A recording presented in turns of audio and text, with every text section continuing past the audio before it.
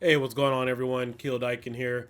Today, I want to present to all of you a new Retropie image. This is based on Supreme Ultra 1.4.7.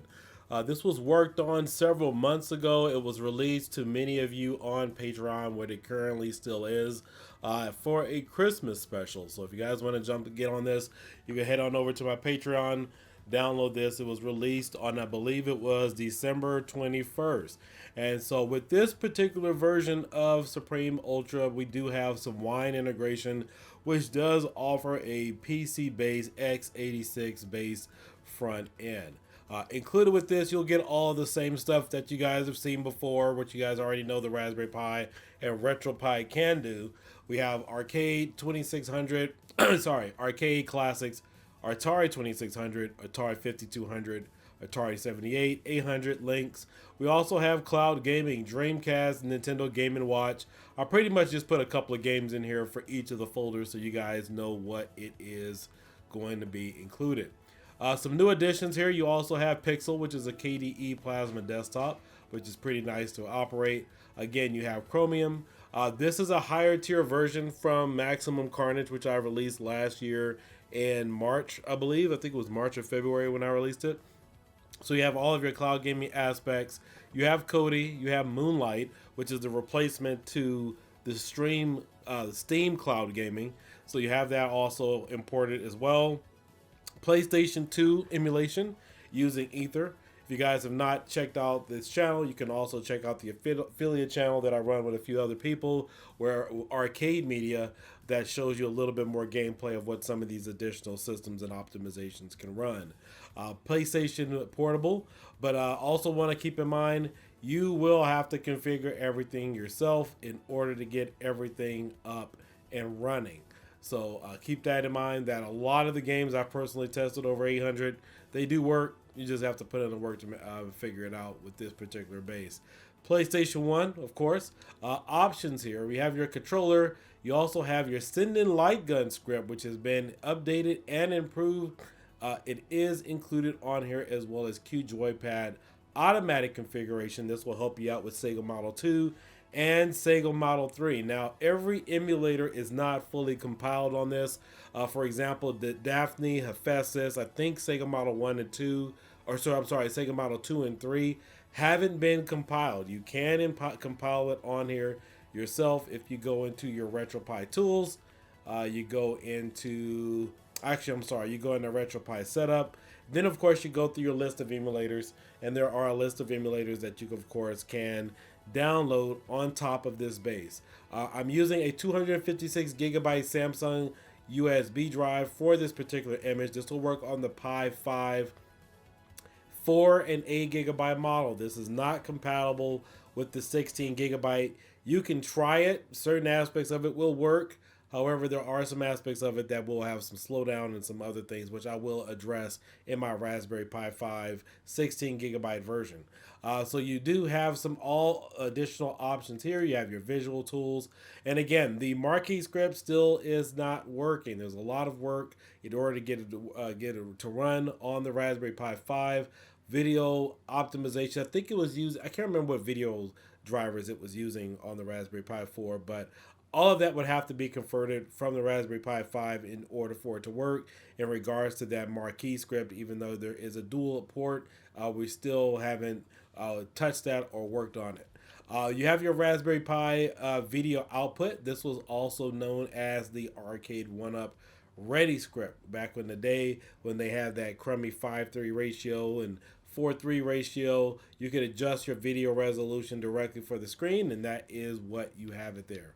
But all in all, this is an impressive piece of work. You also have your switcheroo. You do have a track mode on this as well. I know we haven't talked too much about it and having a track mode on the Raspberry Pi 5. I also have my own custom track mode image and set. I just haven't fully integrated it yet, but a track mode is also working as well.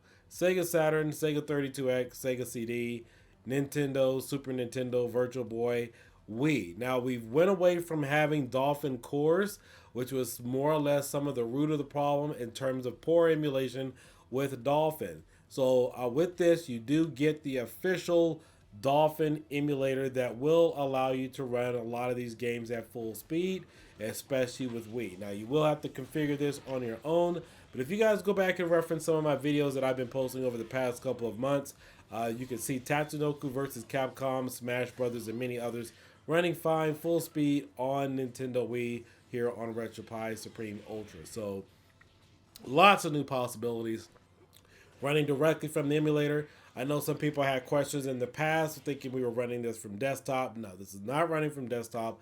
This is running directly from the emulator itself. And while I have it here, we're going to go ahead and boot up the emulator so I can show you guys all the possibilities and capabilities of this emulator, because it is much more impressive than using any standalone RetroArch core, which really didn't give you any access to any of the individual settings.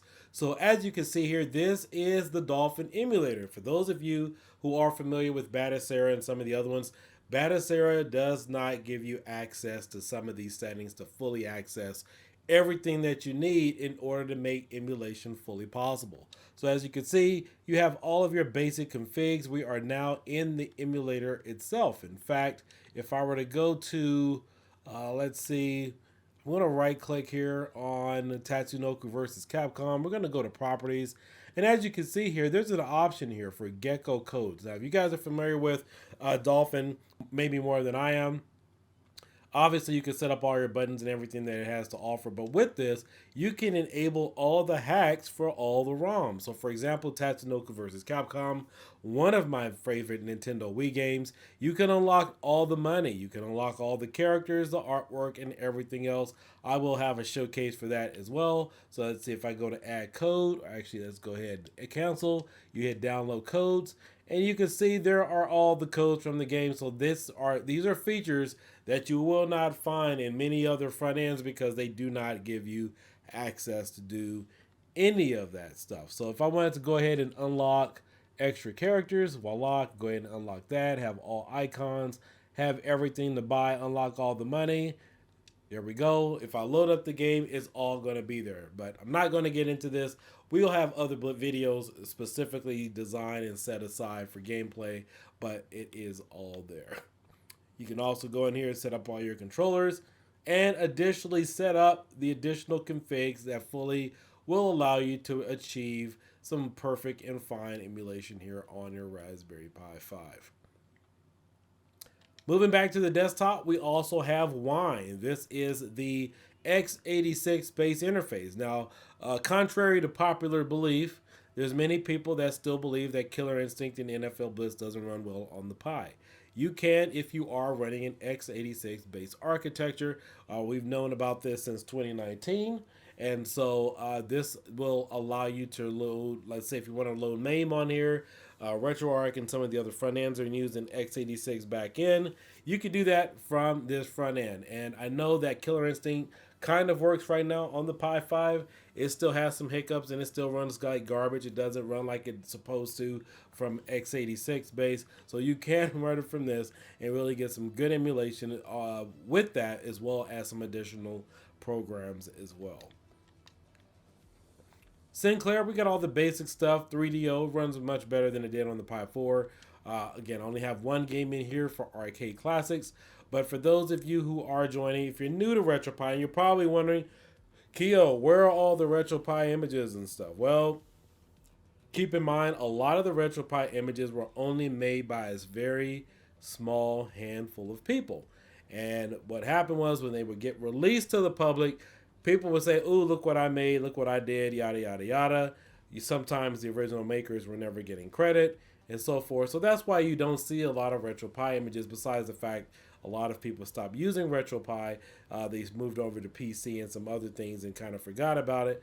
But that's pretty much kind of the long story short. And so people would add a game, change a theme or two, say, "Hey, look what I made, look what I did." But the majority of the work was only made by a very, very small handful of people. And so that's why you guys don't see a lot of RetroPie images or cool scripts. Especially with all the stuff with the Supreme team, if you guys see any form of layout like this, more than likely it was made by the Supreme team. Now, there were some other entities out there kind of copying this format, but it was all the Supreme team making this kind of stuff, adding all these additional scripts, and all the cool stuff is pretty much made by the community anyway. So, with that being said, we also got Sega Saturn. I will tell you that the biggest differences between the Pi 4 and the Pi 5 with some of these basic systems, 3D emulation is much more improved on this type of graphic front end. And also, too, because we're using an ARM-based architecture, even for some of these, in order to achieve better emulation out of it, you're going to have to tinker around with it and adjust a few settings. It's not a big hassle. It's just what it is. Arcade classics, pretty much you can run anywhere between, what is it, 2 to 3,000 arcade games. They all run, perfectly fine. Again, some of those exceptions are like your Killer Instincts, your Blitzes. I know there was a gentleman that, can't think of his name, but he did a video on Carn Evil, and he got to the last level and it crashed. So those are just some other things to try kind of be aware of. But again, I've gone through a number of different systems and games on here. Mostly all the Dreamcast should run fine. You guys won't have an issue with that. Again, you have cloud gaming. Now, we added this to the Orange Pi 5. We added this first to the RK3588 Orange Pi 5 back in 2023. I think it was like June or so, 2023. And we added it here to the Raspberry Pi 5. So, most images will tell you, hey, 16,000 games, 30,000 games, or whatever. I have no idea how many games have the potential of running on the Raspberry Pi 5 because typically if you add 14,000, just imagine how many you have with Game Pass, Xbox Cloud Gaming, NVIDIA Cloud Gaming, and Stream Luna Cloud, and then there's also many more. So it's an endless possibility of how many games are fully compatible now with your Raspberry Pi Retropie device. So again, I hope you guys all enjoy this particular image. There's a lot of work that's been done with this. This was unreleased for a very long time, and so I just wanted to share all of you who are Patreon subscribers, supporters, or people who even want to jump on or even interested in Retropie. This is one of the best that is out there. You have free reign to change all of your emulators. You can add some additional emulators to this as well. In fact, let's go ahead and take a quick look at that. So let's go back here. We're going to take a look at Retropie setup. This is the menu that allows you to add different emulators on here. So let's go down here to manage packages. And we're just going to kind of scroll through all of them. Now, if you guys see any of these emulators in red, these emulators are not compilable on the Raspberry Pi 5. All right. I know we have this consensus of opinion that the Raspberry Pi 5 can run, arcade games. And it's true, but keep in mind the Retropie Raspberry Pi 5 for the most part, or Retropie, is a housing for other emulators. Retropie doesn't run any games, and there's a lot of advertisement going around saying, hey, the Retropie can do this, it can do that, or whatever. But keep in mind, if these emulators cannot be compiled, then you're not going to get a gaming experience, because these emulators are the ones still doing the work. So look, this is Daphne Hephaestus. It's not installed. It can be installed, but all these emulators here, they're very basic. I mean, obviously we know the Raspberry Pi 5 has more than enough power and resources to run it, but you cannot compile these emulators. And so reason why that's important is because if you're telling people, for example, that the Raspberry Pi 5 or Orange Pi 5 can run thus and so, you still got to make sure you know how to compile it, or if the board itself in architecture is capable of compiling it, which means installing it so you can actually use it. So just thought I'd give you guys a little educational lesson on emulator or image building, because these things do factor in. And so that's why I'm always kind of iffy about certain things, even though we know we can get it to work. You also got to make sure that some of these emulators are compilable. But for the most part, all of them, all the ones that are needed, are capable of being compiled here. And that should make for a great experience for you. All right, we're going to just kind of back out here. As you guys can see, those are just a list of emulators that either can be compiled or can't be. If it's in black, it's fine. And the ones in red can't be compiled here on this particular device. But overall, the Raspberry Pi 5 is pretty good. It's still a good emulation unit. The only problem is, a lot of us have been complaining about the prices, which is ultimately true. I mean, now the Raspberry Pi 5 16 gigabyte model is $120, and that does not include a fan, the heatsink, or any form of a case. So yeah, $120. You're looking at about a good 150 or so just to kind of get settled in. So that 120 16 gigabyte Raspberry Pi 5, it cost me $129 or so with tax. But all in all, this is a great build. We all love it. Been testing it now for quite some time. You guys are really going to love that Wine x86 based interface. In fact, if you have certain programs, I don't think CoinOps will run because there's not enough system resources. But you can load additional PC programs on top of this and be able to run the x86 based environment. In fact, you have like MS-DOS and some other basic things that we know that would run. But for the most part, I think it'll be an enjoyable experience. But taking one last look at Wii, this is the Wii emulation here. You have all of your settings. So those of you who are familiar with the Dolphin emulation type setup on your PC, you're pretty much getting the same interface here. And again, this was added back in April or May of last year. That's exactly how old this build is, and that's exactly how long we've kind of been around messing around with this. But let's see here. That's why I advise you guys to jump on the Patreon so you guys can get some of the latest releases when you can. But all in all, let me know what you guys think of this image. If you think it's pretty good. The cool thing is we are on track to kind of keep everything going. Now, you guys are probably wondering, maybe you've seen some of my photos like, hey, where's the PS3 icon on here, or where's Nintendo Switch? That is something entirely different. Again, this was made back in April or so of last year.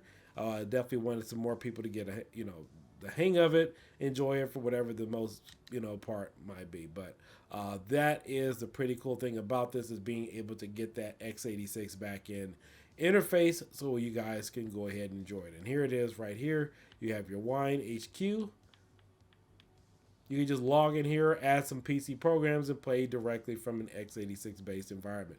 As you can see there's the Wine configuration. Looks very much like Windows XP. That's pretty much the same back end and how everything is developed. So without further ado, you guys all have a great night. Like and subscribe, share the video. Let me know what your thoughts are of this video below. I think there's going to be some more Retropie images coming out, guys. There's plenty of more. If you've been seeing some of the new stuff that I've been testing, you have nothing to worry about. But you guys will enjoy it. PS2, Wii, cloud gaming. Those are some of the biggest in x86 based back end with this, so you can run those PC based applications from the desktop.